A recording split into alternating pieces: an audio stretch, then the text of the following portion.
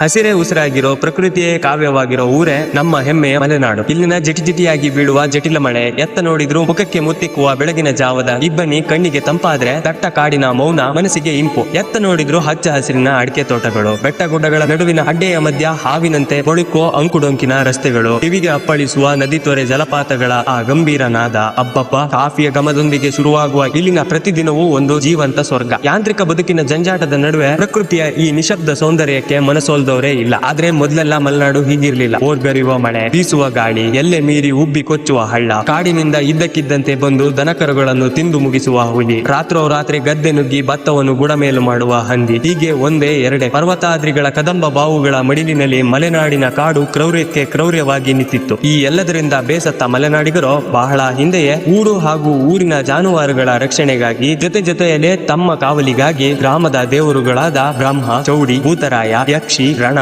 ಮುಂತಾದವುಗಳನ್ನು ಪ್ರತಿಷ್ಠಾಪಿಸಿದ್ದರು. ಈ ದೇವರುಗಳು ತಮ್ಮನ್ನು ಹಾಗೂ ತಮ್ಮ ಊರನ್ನು ಕಾಯುತ್ತವೆ ಎಂಬುದು ಮಲೆನಾಡಿಗರ ನಂಬಿಕೆ. ಹಾಗೆ ಯಾವುದೇ ತೊಂದರೆ ಬಾರದಂತೆ ಈ ದೇವರುಗಳಿಗೆ ಹರಿಕೆ ಹೊತ್ತು ಕುರಿ, ಕೋಳಿ, ಹಣ್ಣು, ಕಾಯಿ ನೀಡಿ ಹರಿಕೆ ತೀರಿಸುವ ಸಂಪ್ರದಾಯವಿದೆ. ಹೆಚ್ಚಿನದಾಗಿ ಈ ದೇವರುಗಳಿಗೆ ಇಡೀ ಊರಿಗೂರೇ ಸೇರ್ಕೊಂಡು ಹರಿಕೆ ಪೂಜೆ ನೀಡ್ತಾರೆ. ಕೆಲವು ದೇವರುಗಳಿಗೆ ಕುರಿ, ಕೋಳಿಯ ಹರಕೆ ಆದ್ರೆ ಇನ್ನು ಕೆಲವು ದೇವರುಗಳಿಗೆ ಕೇವಲ ಹಣ್ಣು, ಕಾಯಿಯ ಹರಕೆ ಅಷ್ಟೇ. ಅಂದಾಗೆ ವರ್ಷವಿಡೀ ಊರನ್ನು ಕಾಯುವ ದೈವ ದೇವರುಗಳಿಗೆ ವರ್ಷಕ್ಕೊಮ್ಮೆ ನೀಡುವ ಈ ಹರಕೆ ಪೂಜೆಯ ಈ ಆಚರಣೆಯನ್ನು ದೇವರ ಹರಕೆ ಅಥವಾ ದೈಯದ ಹರಕೆ ಎಂದು ಕರೆಯಲಾಗ್ತದೆ. ಆಚರಣೆ ಏನೇ ಆಗಿರ್ಲಿ, ಆದ್ರೆ ಪ್ರತಿಯೊಬ್ಬರ ನಂಬಿಕೆಗೆ ಗೌರವ ನೀಡೋದು ನಮ್ಮ ಕರ್ತವ್ಯ. ಒಟ್ಟಾರೆಯಾಗಿ ಈ ಹರಕೆಗಳು ಧಾರ್ಮಿಕ ಆಚರಣೆ ಅನಿಸಿದ್ರು ಒಂದು ಕುಟುಂಬದ ಹಲವು ತಲೆಮಾರುಗಳನ್ನ ಒಗ್ಗೂಡಿಸುವ ಹಾಗೂ ಹೊಸ ತಲೆಮಾರುಗಳಿಗೆ ಹಳೆತನವನ್ನು ಹೇಳಿಕೊಡುವ ಮೂಲವಾಗಿವೆ. ಒಟ್ಟಾರೆಯಾಗಿ ದೈಯ ದೇವರುಗಳ ಹರಕೆಯ ಹಿಂದಿನ ಉದ್ದೇಶ ಏನೇ ಆಗಿದ್ರೂ ಈ ದೈಯ ದೇವರುಗಳ ಬನಗಳು ಇರೋದ್ರಿಂದನೇ ನಿತ್ಯ ಹರಿದ್ವರ್ಣದ ಕಾಡುಗಳಿಂದ ಕಂಗೊಳಿಸುವ ಮಲೆನಾಡಿನ ಪರಿಸರದಲ್ಲಿ ಕಾಡು ಹಾಗೂ ಮಲೆನಾಡಿನ ಮನೆಗಳಲ್ಲಿ ಸಂಬಂಧ ಇನ್ನೂ ಉಳಿದಿರೋದು. ನಮ್ಮ ಮಲೆನಾಡು ಕೇವಲ ಒಂದು ಜಾಗವಲ್ಲ, ಅದೊಂದು ಅದ್ಭುತ ಭಾವನೆ. ಕಾಡು ಕಲ್ಲುಗಳಲ್ಲಿ ಹಾಗೂ ಪ್ರಕೃತಿಯಲ್ಲಿ ದೇವರನ್ನು ಕಂಡು ಪೂಜಿಸುವ ಮಾರ್ಗ ತೋರಿಸಿಕೊಟ್ಟ ನಮ್ಮ ಪೂರ್ವಿಕರ